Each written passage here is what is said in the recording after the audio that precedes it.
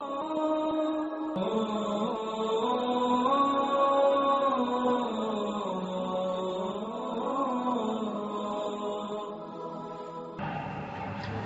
Müslüman da olla. Gülyalı cavan Türkmen oğlalla. Bir kiplanak, bir guşisini oynanak dinle otuyanız bizim atababalarımız necabatta imanına mekan milletin oğul giz açıkları olansanız duransanız. Haysi ilim içinde var. Bir cavan oğlun ahun ne moğlu de toy ediptir. Toyunda bir ahun kiplecek deyip cavan oğlunu dinlet durmalı. İsteyenin mi başka milletin? İsteyen ne elsiniz? Bir iman, bir Müslümançılık, bir arastılık, bir necabet, bir hukuksuzluk, bir mekirsizlik, bir doğruca gezmek atababalarımızdan bir de gelen ahlaktır. Bunu bilin milletimiz de biliyor, devletimiz de biliyor, karhanaların yerleri de biliyor, ustaddan işgalı da biliyor, kargaların yerleri de biliyor, Türkmen milleti biliyor. Türkmen millet sağda doğru gün millettiğini. Allah'a çok şükür. Ohan, neticesi ne mi? Neticesi bir hakıl, din haklı var. O da ne mi? Oğlunluktan bir terbiyetimizde bazı adım bir bayit bulmalı. Ey oğlum demeli, ey kızım demeli. Oğrunca günah etme demeli. Oğrunca günah etsen yuvuşaçıktan öyün eteği yıkılayandır demeli. Yuvuşaçıktan bir öyün eteğini gününe bir külüncük vursan birden öy yere kaçayandır. Türkmen ona bağışlayan ayken öy kıllı değil yani. Oğrun günah etme demeli. Bu cavallık adam yanlış ya ki doğru diyen kim yanlışmayacak peygamberlerden sonra. Ne onunla? Adam yanlışar, cavan yanlışar, günahın izinine gelmer. Bernaması günah olmasın. Bernama günah uzaklaştı. Hala hele olsun, hala erkek olsun, hala kız olsun, hala yaş olsun. Günah uzaklaşsa yuvuşaçıktan adamın yüzünün nuru gittiyendir. Yuvuşaçıktan öyünün bereketi gittiyendir. Yuvuşaçıktan özünün iyiyen içiyenin de bereketi gittiyendir. Yuvuşaçıktan zindigi iyi olur. Cübsünün de bereketi gider, kabrının da bereketi, kıyametinin de bereketi gider, yöne yalanın ağırra olur. Ama adamın niyeti sağlam olsa, hamana erti turuyan, Subhanan iyen, sınca kılyan, dehret kılyan, namaz okuyacak ki, yöne dehret kılyan. Bağdara gidecek, idara gidecek, işine gidecek, tayhançılığına gidecek. Bismillah, tevekkeltu alallah can huday, hüs Müslümanlar. Şayet gözü yanmışsın, şayet dili yanmışsın, şayet özünün idarasını, bağlarını, işini, gözüne namahrem de düşsün. Öğlen geliye fakir özden arat, dehret kılıyor.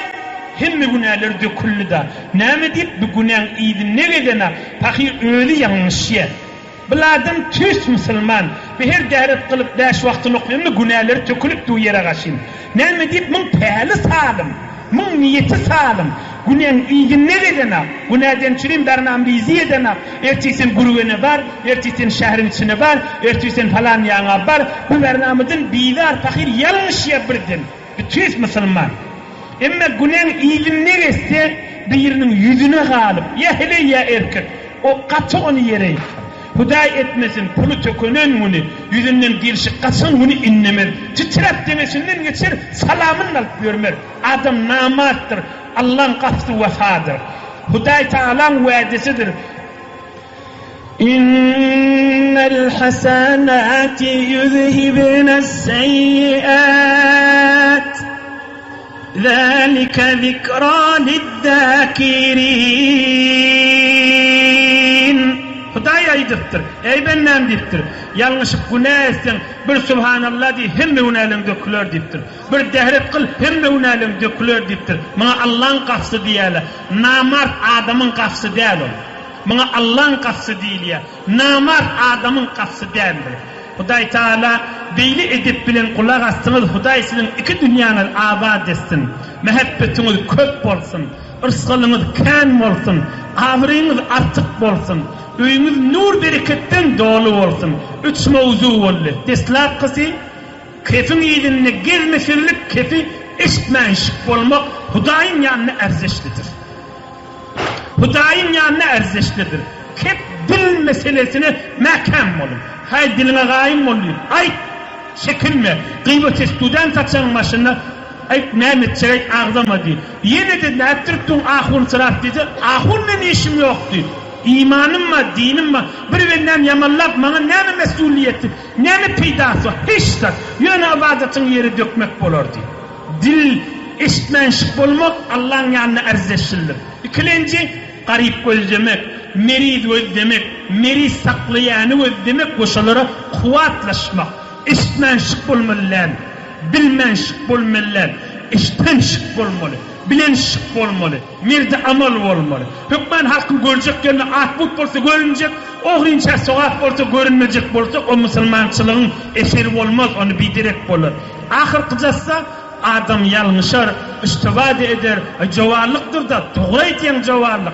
Ama adam Hudayın söyleyen zadını idinle bernamirizi edip uzaklaştırmaz. Huday sizin yine de iki dünyanın abad etsin, kursanız, öyünüz, dünyanın ahiretiniz Allah'ın nurundan dolu olsun.